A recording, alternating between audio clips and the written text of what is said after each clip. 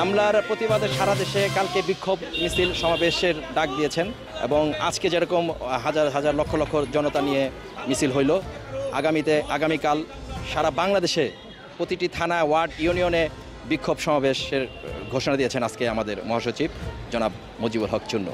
এরশাদ সাহেব যখন প্রেসিডেন্ট ছিলেন তখন কেউ জানতই না উনি যে এরশাদ সাহেবের ভাই, অর্থাৎ একজন স্বচ্ছ মানুষ, 2 বার মন্ত্রিত্ব করছেন, বিরোধী দলীয় নেতা ছিলেন, 5 বার এমপি হয়েছেন।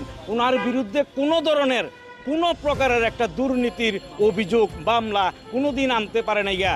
তারপরও আজকে বর্তমান সরকারের আমলে, এই তত্ত্বাবধায়ক সরকার বা অন্তর্বর্তীকালীন সরকারের আমলে এই এনসিপি নামে যে শিশু কমিটি, এই শিশু কমিটির নেতারা আজকে আমাদের নেতার বাসায় হামলা চালিয়েছে। তার প্রত্যেক বিটা, এটা কোনো দুর্নীতির পয়সায় না, এটা তার বাবার জায়গা।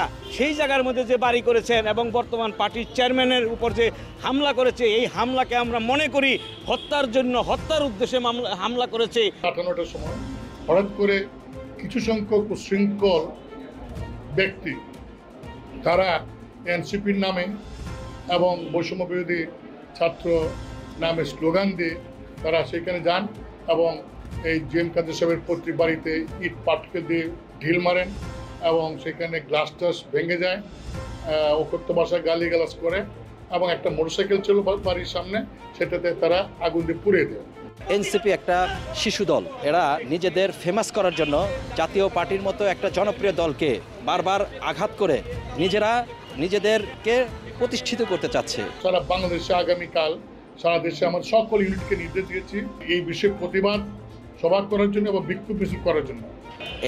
এরা নিজেদের ফেমাস করার জন্য জাতীয় পার্টির মতো একটা জনপ্রিয় দলকে বারবার আঘাত করে নিজেদেরকে প্রতিষ্ঠিত করতে চাচ্ছে।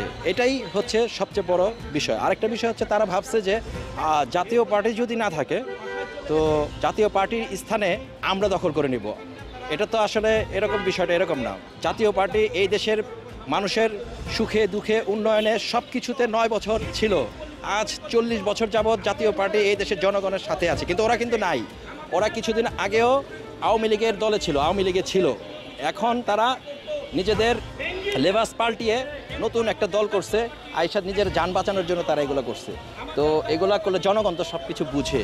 যদি সুষ্ঠু নির্বাচন হয়, জাতীয় পার্টিকে কেউ আটকিয়ে রাখতে পারবে না।